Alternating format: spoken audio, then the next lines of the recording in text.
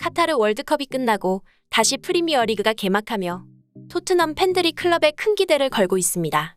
이런 상황에서 다니엘 레비 회장은 겨울 이적 시장에 맞춰 막대한 재정적 투자를 준비하고 있다는 소식이 전해졌습니다. 이러한 투자는 현재 재계약 문제를 갖고 있는 해리 케인과 함께 토트넘의 간판 스타 손흥민까지 떠날 가능성이 높은 두 사람을 붙잡기 위한 결정인데요. 그리고 토트넘은 곧 브렌트포드와 경기를 시작으로 박싱데이라 불리는 빡빡한 일정을 소화해야 하기 때문에 토트넘의 핵심 선수들의 월드컵으로 인한 체력 고갈과 부상 문제로 인해 콘테 감독의 입장은 상당히 난처한 상황입니다. 이러한 상황에서 팬들의 최대 관심사는 바로 토트넘의 에이스 손흥민의 출전 여부입니다. 런던 현지에서 어떤 일이 있었는지 발빠른 뉴스에서 알아보겠습니다. 토트넘은 가레스 베일과 루카 모드리치가 활약하던 시절부터 프리미어리그의 빅클럽들을 꾸준히 위협하는 강팀으로 평가받았지만 번번이 트로피를 들어올리는데 실패했습니다. 현지 전문가들은 이에 대해 가장 큰 이유로 경쟁하는 다른 빅클럽에 비해 투자를 거의 하지 않기 때문이라 평가했습니다. 토트넘 호스퍼 스타디움에서는 미국의 미식축구 리그인 NFL 경기를 매 시즌 2회 이상 개최하는 계약을 따냈고 2023년에 있을 프리미어리그 경기는 벌써 다음 5번의 경기까지 모두 매진될 정도로 큰 수익이 발생하고 있습니다. 게다가 홈구장 명명권에 대해 세계 최대 IT 회사인 구글과 네이밍 스폰서 계약을 협상 중이죠.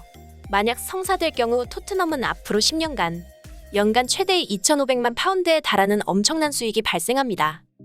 즉, 황금알을 낳는 거위인 셈입니다.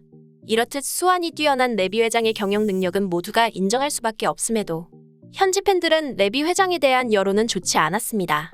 그동안 이적 시장에서 짠돌이 행보를 보이며 구단에 대한 제대로 된 투자를 하지 않았기 때문이죠.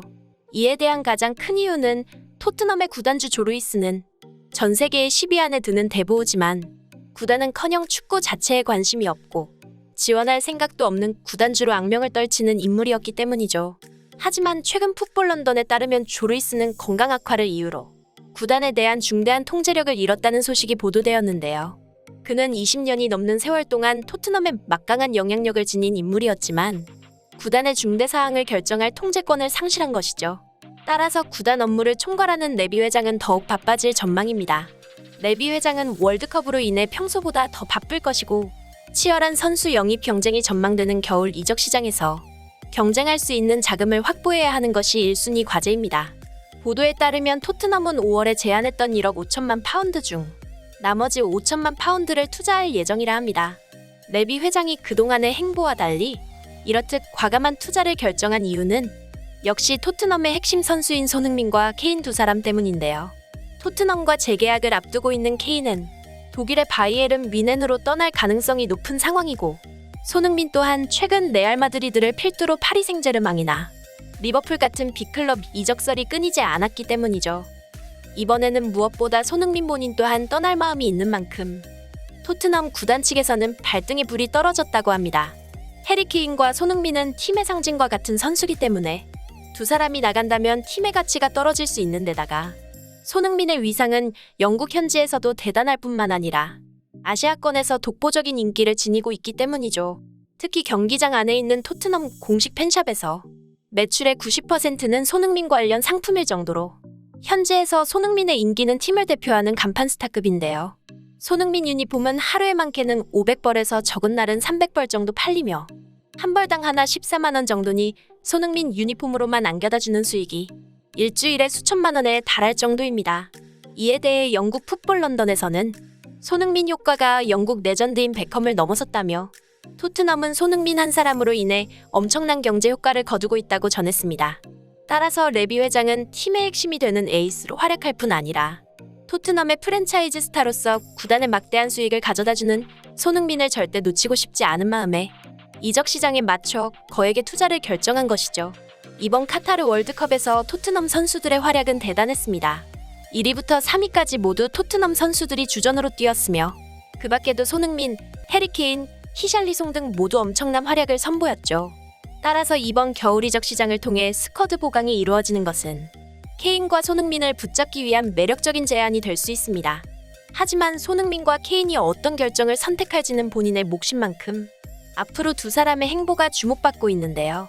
특히 손흥민은 이번 월드컵에서 자신이 어째서 대한민국의 주장인지 왜 절대 빠져서는 안 되는 중요한 선수인지 증명해냈던 만큼 그동안 손흥민을 원했던 빅클럽들의 이적 제안은 더욱 화끈해질 것으로 전망됩니다. 얼마 전 파리 생제르맹의 알켈라이피 회장은 이번 카타르 월드컵 기간을 통해 손흥민을 영입하기 위한 협상을 시도할 것이라는 소식이 전해졌으며 리버풀 역시 손흥민을 영입하기 위해 토트넘에게 5,300만 파운드가량의 스왑딜을 제시하기도 했었는데요.